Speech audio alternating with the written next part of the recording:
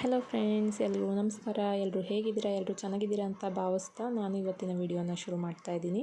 ಮನೆ ಕೆಲಸ ಮಾಡೋಕ್ಕೆ ಮೂಡಿಲ್ವಾ, ಅಥವಾ ಹೇಗೆ ಕೆಲಸ ಮಾಡಬೇಕು ಅಂತ ಗೊತ್ತಾಗ್ತಾ ಇಲ್ವಾ, ಮತ್ತು ಮೋಟಿವೇಶನ್ ಬೇಕು ಅಂತ ನಿಮಗೂ ಕೂಡ ಅನಿಸ್ತಾ ಇದೆಯಾ? ಹಾಗಿದ್ದರೆ ಈ ವಿಡಿಯೋ ನಿಮಗಾಗಿ. ನಾನು ಈ ವಿಡಿಯೋದಲ್ಲಿ ಜಸ್ಟ್ ನನ್ನ ಸಂಜೆಯಿಂದ ನಾನು ಇವತ್ತು ವಿಡಿಯೋನ ಸ್ಟಾರ್ಟ್ ಮಾಡಿದೆ. ಆಲ್ಮೋಸ್ಟ್ ಆಲ್ ನಾನು ಸಂಜೆನೇ ನನ್ನ ಈ ರೀತಿ ಕಿಚನ್ ಕ್ಲೀನಿಂಗ್ ಅಥವಾ ಪಾತ್ರೆ ತೊಳೆಯೋದು ಏನಿರುತ್ತೆ ಅದನ್ನೆಲ್ಲ ಸಂಜೆನೇ ಆಲ್ಮೋಸ್ಟ್ ಇಟ್ಕೊಂಡ್ಬಿಡ್ತೀನಿ. ಕೆಲಸ ಮಾಡೋಕ್ಕೆ ನಿಮಗೆ ಯಾವ ಟೈಮಲ್ಲಿ ಮೂಡ್ ಆ್ಯಂಡ್ ಎನರ್ಜಿ ಇರುತ್ತೋ ಅದನ್ನು ನೀವು ನೋಡ್ಕೊಳ್ಳಿ. ಆ ಟೈಮಲ್ಲಿ ಈ ರೀತಿ ಎನರ್ಜಿ ಡ್ರೈನಿಂಗ್ ಅಂದರೆ ಜಾಸ್ತಿ ಕೆಲಸ ಇರುತ್ತೆ, ಅದನ್ನು ಮಾಡಲೇಬೇಕು, ಅದು ಮಾಡಲಿಲ್ಲ ಅಂದರೆ ಆಗೋದಿಲ್ಲ. ರುಟೀನ್ ಕೆಲಸನ ಬಿಟ್ಟು ಈ ರೀತಿ ಕಿಚನ್ ಕ್ಲೀನಿಂಗ್ ಇದೆಲ್ಲ ಕಿಚನ್ ಕ್ಲೀನಾಗಿದ್ದರೆ ಅಲ್ವಾ ನಮ್ಮ ಹೆಲ್ತ್ ಕೂಡ ಚೆನ್ನಾಗಿರುತ್ತೆ. ಅದಕ್ಕೇ ಇದನ್ನು ನೀವು ಒಬ್ಬೊಬ್ಬರಿಗೆ ಬೆಳಗ್ಗೆ ಮಾಡಲಿಕ್ಕೆ ಮೂಡಿರುತ್ತೆ, ಬೆಳಗ್ಗೆ ತಿಂಡಿಯಾಗಿ ಮಕ್ಕಳನ್ನ ಕಳಿಸಿದ ತಕ್ಷಣ ಮಾಡೋದಕ್ಕೆ ಮೂಡಿರುತ್ತೆ. ಒಬ್ಬರಿಗೆ ಸಂಜೆ ಇರುತ್ತೆ, ಒಬ್ಬೊಬ್ಬರಿಗೆ ಮಧ್ಯಾಹ್ನ ಇರುತ್ತೆ. ನೀವು ನಿಮ್ಮ ಟೈಮ್ಗೆ ಅನುಸಾರವಾಗಿ ನೀವು ಮಾಡ್ಕೊಬೋದು. ನನಗೆ ಆಲ್ಮೋಸ್ಟ್ ನಾನು ರಾತ್ರಿ ಹೊತ್ತು ಅಥವಾ ಸಂಜೆ ಈ ಟೈಮ್ನಲ್ಲಿ ಇಟ್ಕೊತೀನಿ. ಈ ಟೈಮಲ್ಲಿ ನಾನು ಕೆಲಸ ಮಾಡೋದಕ್ಕೆ ತುಂಬಾ ಸಮಾಧಾನ ಇರುತ್ತೆ, ಮತ್ತು ಒಂದು ರೀತಿ ಮೈಂಡ್ ಫ್ರೆಶ್ ಆಗಿರುತ್ತೆ ಅಂತಲೇ ಹೇಳ್ಬೋದು. 1 ಕಪ್ ಬ್ಲ್ಯಾಕ್ ಟೀ ಅಥವಾ ಟೀನ ಕುಡ್ಕೊಂಡು ನಾನು ಕೆಲಸನ ಸ್ಟಾರ್ಟ್ ಮಾಡ್ಕೊತೀನಿ. ನಮಗೆ ಹೇಗೆ ಎನರ್ಜಿ ಇರುತ್ತೆ ಆ ಟೈಮ್ನಲ್ಲಿ ನಾವು ಕೆಲಸ ಮಾಡ್ಕೊಳ್ಳೋದ್ರಿಂದ ನಮಗೆ ಕೆಲಸ ಮಾಡಿದ್ವಿ ಅನ್ನೋ ಒಂದು ಇದಾಗೋದಿಲ್ಲ, ಏನು ಆಭಾಸ ಆಗೋದಿಲ್ಲ, ಮತ್ತು ಬೇಜಾರು ಕೂಡ ಆಗೋದಿಲ್ಲ. ಕೆಲಸ ಕೂಡ ನೀಟಾಗಿ ಆಗುತ್ತೆ. ಮನೆ ಕೆಲಸ ಅಥವಾ ಹೋಮ್ ಮೇಕರ್ ಅಥವಾ ಹೌಸ್ ವೈಫ್ ಅಂತ ಏನು ಹೇಳ್ತೀವಿ, ಅವ್ರ ವರ್ಕು ಅಷ್ಟು ಈಸಿ ಅಲ್ಲ. ಡೈಲಿ ಮಾಡಿದ್ದೇ ಮಾಡಬೇಕಾ ಅಂತ ಅನಿಸುತ್ತೆ. ಬಟ್ ನಾವು ಇದನ್ನೆಲ್ಲ ಬಿಟ್ಟು ಆ್ಯಕ್ಟಿವ್ ಮತ್ತು ಚೆನ್ನಾಗಿ ಮತ್ತು ನಮ್ಮ ಮನೇನ ಚೆನ್ನಾಗಿ ಇಟ್ಕೋಬೇಕು ಅಂದರೆ ಈ ಟಿಪ್ಸ್ನ ಫಾಲೋ ಮಾಡಿ. ಯಾಕೆ ಅಂದರೆ ಮನೆ ಚೆನ್ನಾಗಿದ್ದರೆ ಅಲ್ವಾ ನಮಗೆ ಮನಸ್ಸು ಕೂಡ ಚೆನ್ನಾಗಿರೋದು. ಮನೆ ಹೇಗೇಗೋ ಬಿದ್ದಿದ್ರೆ ನಮ್ಗೆ ಏನೇನೋ ಫೀಲ್ ಆಗುತ್ತೆ ಅಲ್ವಾ. ಮನೆ ಹೇಗಿರುತ್ತೆ, ಮನೆ ಮನಸ್ಸಿನ ಕನ್ನಡಿ ಅಲ್ವಾ. ಅದಕ್ಕೇ ಆಲ್ಮೋಸ್ಟ್ ಮನೇನ ಕ್ಲೀನಾಗಿ ಇಟ್ಕೋಬೇಕು. ನಿಮಗೆ ಕೆಲಸ ಮಾಡೋದಕ್ಕೆ ಮೂಡಿಲ್ಲ ಅಂದರೆ ನೀವು ಈ ವಿಡಿಯೋನ ಕಂಪ್ಲೀಟಾಗಿ ನೋಡಿ ನನ್ನ ಚಾನಲ್ನ ಸಬ್ಸ್ಕ್ರೈಬ್ ಮಾಡ್ಕೊಳ್ಳಿ. ಹಾಗೆ ನಿಮ್ಮ ಫ್ರೆಂಡ್ಸ್ ಆ್ಯಂಡ್ ಫ್ಯಾಮಿಲಿ ಜೊತೆ ಶೇರ್ ಮಾಡೋದನ್ನು ಮರಿಬೇಡಿ. ವಿಡಿಯೋ ಇಷ್ಟ ಆದರೆ ಒಂದು ಲೈಕ್ ಮಾಡಿ. ಹಾಗೆ ಯಾವ ಥರ ವಿಡಿಯೋ ಬೇಕು ನಿಮಗೆ ಅಂತ ಕಮೆಂಟ್ ಮಾಡೋದನ್ನು ಮರಿಬೇಡಿ. ಇದರಲ್ಲಿ ಮೊದಲನೇ ಟಿಪ್ಸ್ ಬಂದು ನಿಮಗೆ ಇಷ್ಟ ಆಗೋ ಸಾಂಗ್ ಅಥವಾ ಪಾಡ್ಕ್ಯಾಸ್ಟ್ ಅಥವಾ ಮೋಟಿವೇಶ್ನಲ್ ವ್ಲಾಗ್ಸ್ನ ನೋಡಿಕೊಂಡು ಕೆಲಸ ಮಾಡಿ. ಹಾಗೆ ಮಾಡೋದ್ರಿಂದ ನಿಮಗೆ ಏನು ಕೆಲಸ ಮಾಡ್ತಾಯಿದ್ದೀರಾ ಅದ್ರ ಮೇಲಿಂದ ಮೈಂಡು ಸ್ವಲ್ಪ ಚೇಂಜ್ ಆಗುತ್ತೆ, ಅಂದರೆ ಡೈವರ್ಟ್ ಆಗುತ್ತೆ. ಆಗ ನೀವು ಬೇರೆ ಕೆಲಸ ಬೇಗ ಮಾಡ್ಕೊಬೋದು. ನಾನು ಕೂಡ ಇಲ್ಲಿ ಒಂದು ಮೋಟಿವೇಶ್ನಲ್ ವ್ಲಾಗನ್ನೇ ನೋಡಿಕೊಂಡು ನಾನು ಕೆಲಸ ಮಾಡ್ತಾಯಿದ್ದೀನಿ. ನೋಡ್ತಾ ಇರ್ಬೋದು ನೀವು. ನನಗೆ ಪಾತ್ರೆ ತೊಳೆದು ಬಟ್ಟೆ ಮಚ್ಚೋದು ತುಂಬಾ ಬೇಜಾರಾಗ್ತಾಯಿರುತ್ತೆ. ಅದಕ್ಕೆ ಏನು ಮಾಡ್ತೀನಿ, ಇಲ್ಲ ಸಾಂಗ್ ಹಾಕ್ಕೊತೀನಿ, ಇಲ್ಲ ಅಂದರೆ ನೋಡೋವಂಥ ಅವಕಾಶ ಇತ್ತು ಅಂದರೆ ನಾನು ಈ ರೀತಿ ಪಾಡ್ಕ್ಯಾಸ್ಟ್ ಅಥವಾ ವ್ಲಾಗ್ಸನ್ನು ನೋಡ್ತಾ ಕೆಲಸ ಮಾಡ್ತೀನಿ. ಅದರಿಂದ ಒಂದು ರೀತಿ ಮೂಡ್ ಅಪ್ಗ್ರೇಡ್ ಆಗುತ್ತೆ ಅಂತಲೇ ಹೇಳ್ಬೋದು. ನೀವು ಕೂಡ ಟ್ರೈ ಮಾಡಿ ನೋಡಿ. ನಾನು ಅಂದರೆ ಎಲ್ಲ ಟೈಮಲ್ಲಿ ನೋಡೋಕ್ಕಾಗಲ್ಲ, ಕೇಳೋದು ಅಂಥದ್ದು ಇರುತ್ತಲ್ಲ ಅದನ್ನು ಕೇಳಿಸ್ಕೊತೀನಿ, ನೋಡೋವಂಥದ್ದನ್ನು ನೋಡ್ತೀನಿ. ಫ್ರೀ ಇದ್ದಾಗ ನೋಡ್ಬೋದು. ಇಲ್ಲ ನಾವು ಕೆಲಸ ಮಾಡ್ತಾ ಕೇಳಿಸ್ಕೊತೀವಿ ಅಂದರೆ ಕೆಲಸ ಮಾಡ್ತಾ ಇದು ಒಂದು ಒಳ್ಳೆಯ ಉಪಾಯ ಅಂತಲೇ ಹೇಳ್ಬೋದು. Tip number 2 minutes rule. ಇದು ಹೇಗೆ ವರ್ಕ್ ಆಗುತ್ತೆ ಅಂದರೆ, ನಮಗೆ ಕೆಲಸ ಮಾಡೋದಕ್ಕೆ ಮೂಡ್ ಇರಲ್ಲ, ಮೋಟಿವೇಶನ್ ಇರಲ್ಲ, ಇದೇ ಒಂದು ರೀತಿ ಮಾಡಿದ್ದೇ ಮಾಡಬೇಕು ಅಂದರೆ ಯಾರಿಗಾದರೂ ಬೋರ್ಡಮ್ ಅಲ್ವಾ. ಅದಕ್ಕೆ ನೀವೇನು ಮಾಡಬೇಕು ಅಂದರೆ ಫಸ್ಟು ನಿಮ್ಮನ್ನು ನೀವು ಅಪ್ಲಿಫ್ಟ್ ಮಾಡ್ಕೊಬೇಕು. ನಾನು 2 ಮಿನಿಟ್ಸ್ ಕೆಲಸ ಮಾಡೋದಕ್ಕೆ ಸ್ಟಾರ್ಟ್ ಮಾಡ್ತೀನಿ ಅಂತ ಸಬ್ಕಾನ್ಷಿಯಸ್ ಮೈಂಡ್ಗೆ ನಿಮ್ಮನ್ನು ನೀವು ಫಿಕ್ಸ್ ಮಾಡ್ಕೊಬೇಕು. 2 ಮಿನಿಟ್ಸ್ ಸ್ಟಾರ್ಟ್ ಮಾಡ್ತೀನಿ ಅಂತ. 2 ನಿಮಿಷ ನೀವು ಸ್ಟಾರ್ಟ್ ಮಾಡಿ ಆದಮೇಲೆ ಅದು ಹೇಗೆ ಕಂಟಿನ್ಯೂ ಆಗ್ತಾ ಹೋಗುತ್ತೆ ಅಂತ ನಿಮಗೇನೆ ಗೊತ್ತಾಗೋದಿಲ್ಲ. ನೋಡಿ ಬೇಕಾದರೆ ಒಂದೊಂದ್ಸಲ ಜಾಸ್ತಿ ಕೆಲಸ ಇರುತ್ತೆ ಅಲ್ವಾ. 2 ಮಿನಿಟ್ಸ್ ರೂಲ್ನ ಹಾಕ್ಕೊಂಡು ನೋಡಿ. 2 ಮಿನಿಟ್ಸ್ ರೂಲ್ ಹಾಕ್ಕೊಂಡ್ರೆ ನೀವು ಒಂದು ಕೆಲಸ ಸ್ಟಾರ್ಟ್ ಮಾಡಿದ್ದೇ ತಡ ಒಂದ್ರ ಮೇಲೆ ಒಂದು ಕೆಲಸ ಮಾಡೋದಕ್ಕೆ ನಿಮಗೇನೆ ಕಂಟಿನ್ಯೂಸ್ ಆಗಿ ಮನಸ್ಸು ಬರುತ್ತೆ.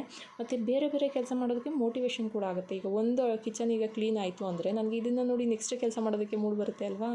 ಅದೇ ರೀತಿ ನಾವು ಒಂದು ಕೆಲಸನ ಸ್ಟಾರ್ಟ್ ಮಾಡಬೇಕಾದ್ರೆ ತುಂಬಾ ಕಷ್ಟ. ಅದಕ್ಕೆ ಏನು ಮಾಡಬೇಕು, 2 ಮಿನಿಟ್ಸ್ ರೂಲ್ ಹಾಕ್ಕೊಬೇಕು. ನಾನು 2 ಮಿನಿಟ್ಸ್ ಮಾತ್ರ ಮಾಡ್ತೀನಿ ಅಂತ. ಆಗ ಮೈಂಡ್ಗೆ ಏನು ಅನಿಸುತ್ತೆ, ಕೆಲಸ ಜಾಸ್ತಿ ಇಲ್ಲ, ಕಡಿಮೆ ಇದೆ ಅನ್ನೋದು ಒಂದು ಫೀಲ್ ಆಗುತ್ತೆ.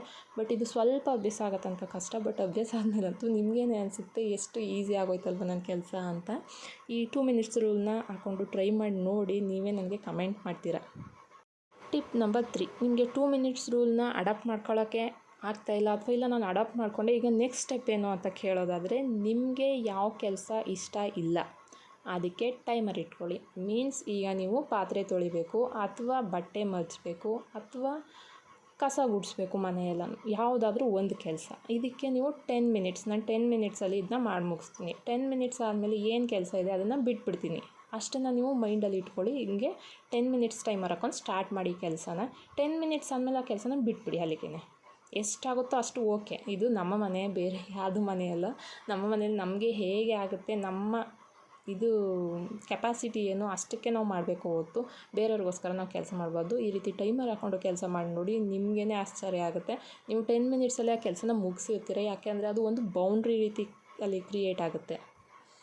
Tip number 4, self care and me time. ಇದು ತುಂಬಾ ವುಮೆನ್ಸ್ ಮಾಡೋ ತಪ್ಪು, ಹೋಮ್ ಮೇಕರ್ ಮಾಡೋ ತಪ್ಪು ಅಂದರೆ ಇದೇನೆ. ಯಾಕೆ ಅಂದರೆ ತಮಗೆ ತಾವು ಟೈಮ್ ಕೊಟ್ಕೊಳ್ತಾ ಇಲ್ಲಲ್ಲ, ಇದಕ್ಕೆ ಕೆಲವೊಮ್ಮೆ ಫೋನ್ ನೋಡೋದಕ್ಕೆ ಸುಮ್ಮನೆ ಅವ್ರ ಜೊತೆ ಮಾತಾಡೋದಕ್ಕೆ ಟೈಮ್ ವೇಸ್ಟ್ ಮಾಡ್ತಾರೆ. ಬಟ್ ಅವರನ್ನು ಅವರು ಕೇರ್ ಮಾಡ್ಕೊತಾ ಇರಲ್ಲ. ಸ್ಕಿನ್ ಕೇರ್ ಆಗಲಿ, ಹೇರ್ ಕೇರ್ ಆಗಲಿ, ಅದೆಲ್ಲ ಮಾಡ್ಕೊಳ್ಳೋದ್ರಿಂದ ನಮಗೆ ನಾವು ಮೋಟಿವೇಶನ್, ನಮ್ಮನ್ನು ನೋಡಿದ್ರೆ ನಮಗೆ ಮೋಟಿವೇಟ್ ಆಗಬೇಕು. ಆ ರೀತಿ ನಾವು ಇರಬೇಕು, ರೆಡಿ ಆಗಬೇಕು, ನೀಟಾಗಿ ತಲೆ ಬಚ್ಕೊಬೇಕು, ನಮ್ಮ ಸ್ಕಿನ್ ಕೇರ್ ಮಾಡಬೇಕು, ಹೇರ್ ಕೇರ್ ಮಾಡಬೇಕು, ಹೆಲ್ತ್ ಬಗ್ಗೆ ಕಾನ್ಷಿಯಸ್ನೆಸ್ ಇರಬೇಕು. ಇದೆಲ್ಲ ನಮ್ಮ ಡೈಲಿ ಲೈಫ್ನಲ್ಲಿ ಇದ್ದರೆ ನಮ್ಮ ಹೆಲ್ತು ಹಾಳಾಗಲ್ಲ, ಮನೆ ಕೂಡ ಚೆನ್ನಾಗಿರುತ್ತೆ, ನಮ್ಮ ಮನೆಯವ್ರು ಕೂಡ ಚೆನ್ನಾಗಿರ್ತಾರೆ, ನಾವು ಕೂಡ ಚೆನ್ನಾಗಿರ್ಬೋದು ಅಲ್ವಾ. ಅದಕ್ಕೆ ಸೆಲ್ಫ್ ಕೇರ್ ಮಾಡೋದ್ರಿಂದ ಒಂದು ಫ್ರೆಶ್ನೆಸ್ ಅನ್ನೋದು ಮೈಂಡಲ್ಲಿ ಇರುತ್ತೆ.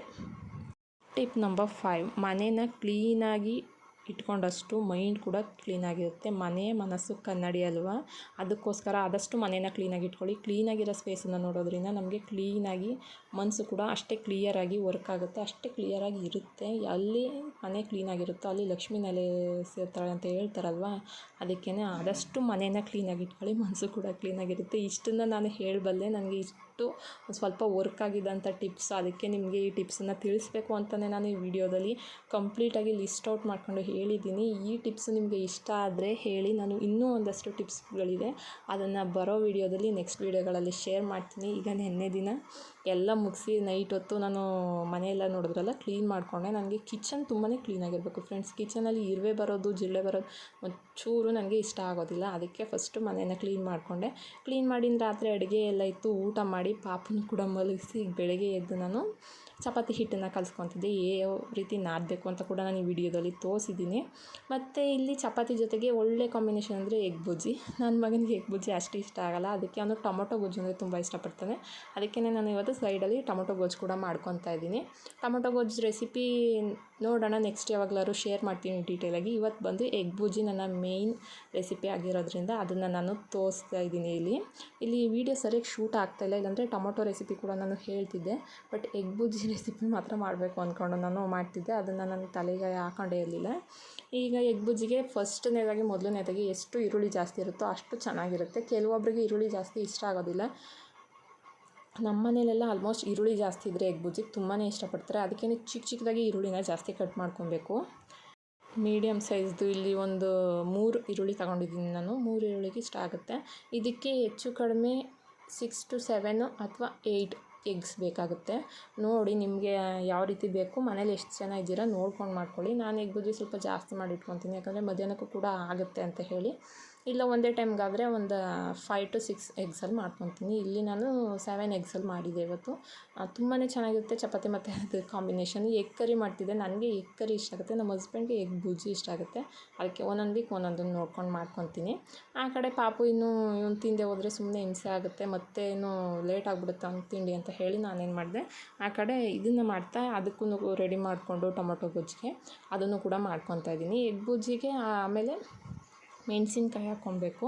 ಮೆಣಸಿನ್ಕಾಯಿ ನಾನು ಟೇಸ್ಟ್ಗೋಸ್ಕರ ಹಾಕ್ತೀನಿ ಅಷ್ಟೇ, ಅದರಿಂದ ಖಾರ ಅಷ್ಟು ಬೇಕಿಲ್ಲ. ಯಾಕೆಂದರೆ ಪಾಪು ಕೂಡ ತಿನ್ನಿಸ್ತೀನಿ ನಾನು, ಅವ್ನು ತಿನ್ನಲ್ಲ ಅಂದರೂ ಎಗ್ ಬುಜ್ಜಿನ ಬಿಡೋದಿಲ್ಲ, ತಿನ್ನಿಸ್ತೀನಿ. ಅದಕ್ಕೆ ಸಿಕ್ಬಿಟ್ರೆ ಬಾಯಿಗೆ ಖಾರ ಆದರೆ ಕಷ್ಟ ಅಂತ ಹೇಳಿ ನಾನು ಇಲ್ಲಿ ಚಿಕ್ಕದಾಗಿ ಕಟ್ ಮಾಡಿಲ್ಲ ಮೆಣಸಿನ್ಕಾಯಿನ, ಆದಷ್ಟು ಸ್ವಲ್ಪ ಉದ್ದ ಒಂದು ಹಾಫ್ ಇಂಚಷ್ಟು ಕಟ್ ಮಾಡಿ ಹಾಕಿದ್ದೀನಿ. ಕಾಣಬೇಕು ಅದು ಕಣ್ಣಿಗೆ, ಆ ರೀತಿ ಹಂಗೆ ಕಂಡಾಗ ನಾವು ಪಾಪಕ್ಕೆ ತಿನ್ನಿಸ್ಬೇಕಾದ್ರೆ ಸ್ವಲ್ಪ ನೋಡ್ಕೊಂಡು ತಿನ್ನಿಸ್ಬೋದು ಅಂತ ಹೇಳಿ. ಈ ರೀತಿ ಕಿಚನ್ನು ಮತ್ತು ಸ್ಟವ್ ಎಲ್ಲ ಕ್ಲೀನಾಗಿದ್ದರೆ ನನಗೆ ಅಡುಗೆ ಮಾಡೋದಕ್ಕೆ ಒಂದು ಪಟ್ಟು ಜಾಸ್ತಿನೇ ಮೂಡ್ ಬರುತ್ತೆ ಅಂತ ಹೇಳ್ಬೋದು ಫ್ರೆಂಡ್ಸ್. ಯಾಕೆಂದರೆ ನನಗೆ ಆಲ್ಮೋಸ್ಟ್ ಕಿಚನ್ ಮನೇಲಿ ಯಾವ ಪ್ಲೇಸ್ ಕ್ಲೀನಾಗಿಲ್ಲದೆ ಹೋದ್ರೂ ಕಿಚನ್ ನನಗೆ ತುಂಬಾ ಕ್ಲೀನಾಗಿರಬೇಕು. ಜಿರಳೆ ಎಲ್ಲ ಬಂದುಬಿಟ್ರೆ ಆಗೋದೇ ಇಲ್ಲ. ನಾನು ಜಿರಳೆನ ಹೋಗ್ಸೋದಕ್ಕೆ ಕೆಲವೊಂದು ಟಿಪ್ಸ್ ಇದೆ, ಅದನ್ನು ಒಂದು ವೀಡಿಯೋದಲ್ಲಿ ನಾನು ಎಲ್ಲನೂ ಕೂಡ ಡೀಟೇಲಾಗಿ ತಿಳಿಸ್ಕೊಡ್ತೀನಿ. ಜಿರಳೆ ಬದಲೇಬಾರ್ದು ಆ ರೀತಿ ನೋಡ್ಕೊಳ್ಳೋದಕ್ಕೆ ಈ ವಿಡಿಯೋದಲ್ಲಿ ಇದು ಅಡುಗೆ ಬಗ್ಗೆ ಹೇಳ್ತಾ ಇದ್ದೀನಿ ಅಲ್ವಾ.